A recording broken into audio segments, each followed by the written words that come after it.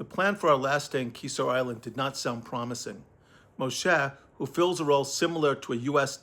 school district superintendent, had asked me to speak to 2 English classes about the high school education in North America.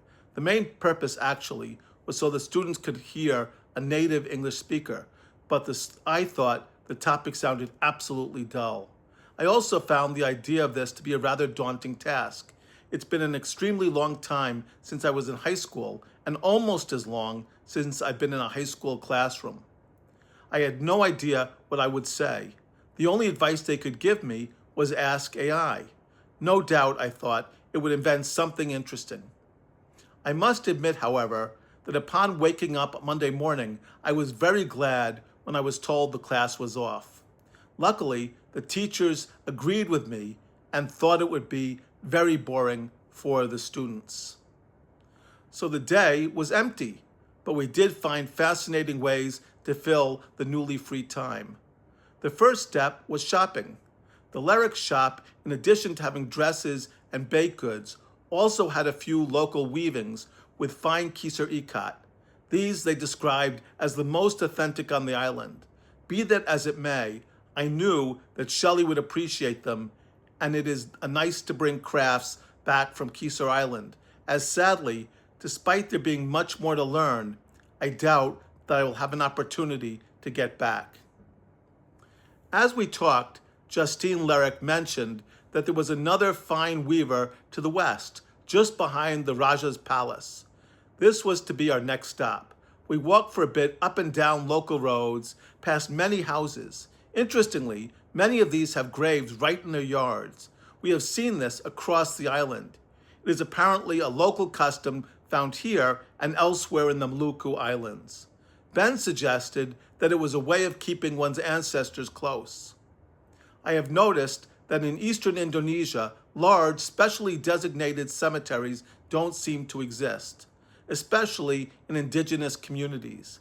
In Papua, for example, the indigenous villages were surrounded by graves, necessitating a walk through them to get to the houses. In fact, the Sentani have a custom of washing their hands on entering their homes, which was explained to us as the natural thing to do as people have left a cemetery. Finally, we walked down a few steps, and we were invited into a small, simple house with maybe 2 or 3 rooms. The loom and weaver were in the front room. She sat on the floor with one end of the loom strapped around her waist and the warp stretched out in front of her. She was weaving 2 sashes in many colors, blue, black, red, and white.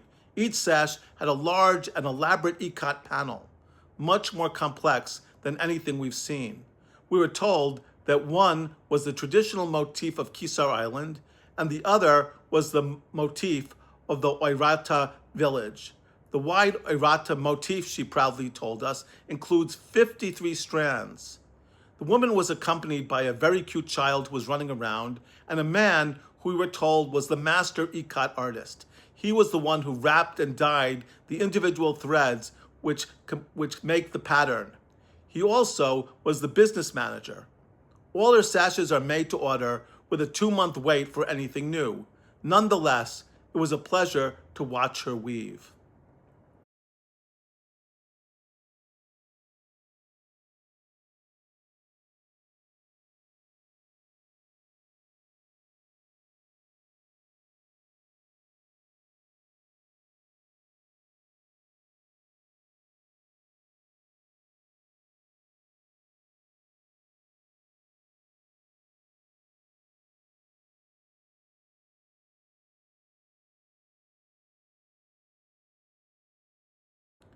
It was natural upon leaving the weaver to see if we could visit the palace, a large, elaborate thatched traditional building just next to the house.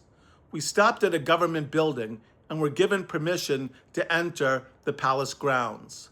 But we were also asked not to take any pictures of the outside of the buildings. Rajas on Kisar Island, stemming from the Bakr family, for more than 340 years reign but do not rule. That falls to the Indonesian government. Nevertheless, the grounds and the person of the Raja have a mystical and spiritual significance. for the islanders themselves.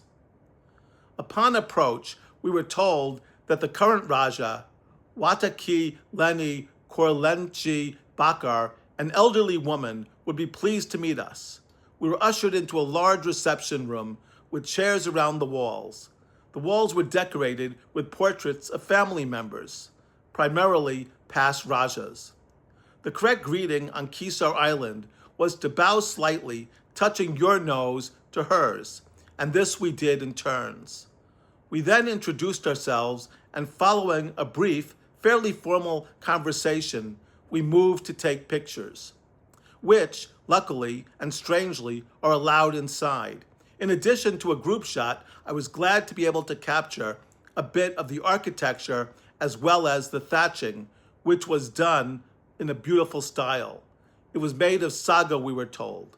We also were able to take a group shot outside with the gracious monarch's permission, which did include a bit of the building. There was one aspect of the royal visit that impinged on my research. Moshe had just the day before shared a family tradition about events leading to a war between Kisar Island and the Portuguese on Timor. The war was traditionally precipitated by the theft of a kris knife by members of Moshe's family. It was this war that led, Moshe said, to the influx of Meher's Jewish descendants into Kisar. It was also the reason that the Dutch appointed the Bakar family as the hereditary Rajas of the island. Interestingly, Paulie and Julius, who we talked to earlier, mentioned a kris as part of the burial of their treasures in the old city. See the previous blogs. The Bakar family is also said to possess this kris, which is seen as a sign of royalty, though it is generally hidden away. It was said to have been worn by one of the Rajas at a state funeral in Jakarta. The current Raja pointed out the picture, but mentioned that outsiders have asked to see it, though she considered these requests inappropriate. Later that afternoon, we had a meeting with 7 families who have preserved their Dutch identity for at least 330 years. The Lyrics, who we talked to earlier, were not part of this group, but are also part of a wider phenomena that encompasses at least 12 families. Though not directly part of my research, as they don't claim Jewish descent, our 2-hour meeting was very, very interesting and surprisingly useful, as I consider the oral history traditions of Kisar's people. It is amazing that their identity was preserved so long in isolation, and interestingly, they utilized strategies similar to the Jewish community. Historically, they all went to the same church, though now their religious identity is more complex, spanning charismatic, mainstream Protestant, and Catholic Christianity. They also practice endogamy. Each of the original Dutch incomers, all men, had perforce to marry local women, but subsequently, in later generations, they would only marry within their group or within the royal families, especially the Bakar family on the island. Theirs is also an oral history of migration, as their forefathers came to Kisar in the earliest phase of the Dutch colonial period. Their tradition teaches that they were invited by the Raja to help fight internal or perhaps external enemies, and following the victory, the Raja asked them to stay, and they were given land and high status on the island. And they still have that land today, as well as their status.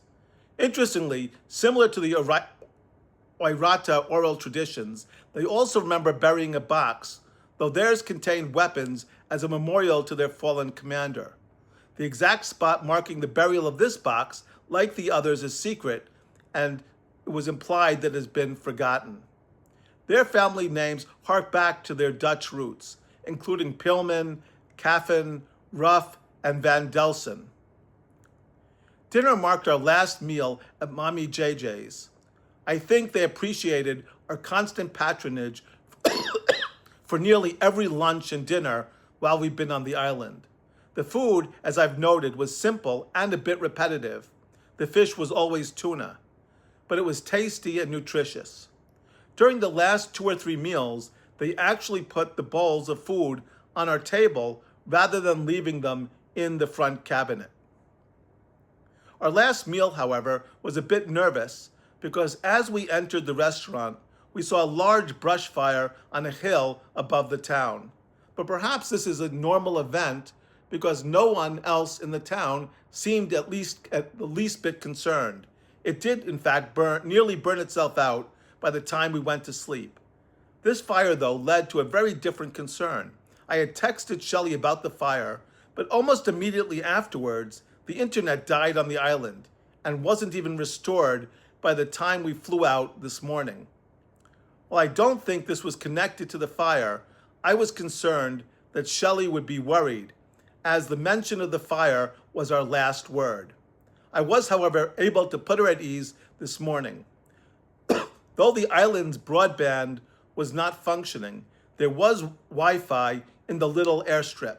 I called Shelley there to let her know I was okay and that I had not decided to cast my lot with the Dutch families, but instead was moving on to Timor, Bali, and then to home. I wanted to share one more note about the flight, beyond early reflections. The plane has a set route each Tuesday, the only day it flies to Kisar. It leaves Ambon early in the morning for a 2-hour flight to Kisar. Then it flies to Moa Island, about a 20-minute flight each way. On returning to Kisar, it takes off for Kupang on the far west of Timor. It then returns to Kisar and finally to its home base in Ambon. Each week, it takes the same island-hopping trek. Looking back, Kisar Island turned out to be one of the most valuable stops on this whole trip, and not only in the ways I expected. I came for the Airata traditions and the promise of Jewish descent, and found that, but I also found a second community, the Dutch Mestizo families, working through the same problems from a very different angle. How do you keep identity intact for centuries on a small island the rest of the world keeps forgetting? Watching them do it with oral history, secrecy, marriage rules that felt genuinely familiar gave me something like a control group for everything I've been hearing about from the Meher and the Airata communities. A buried box of stones and a buried box of weapons aren't the same story, but they're clearly the same instinct.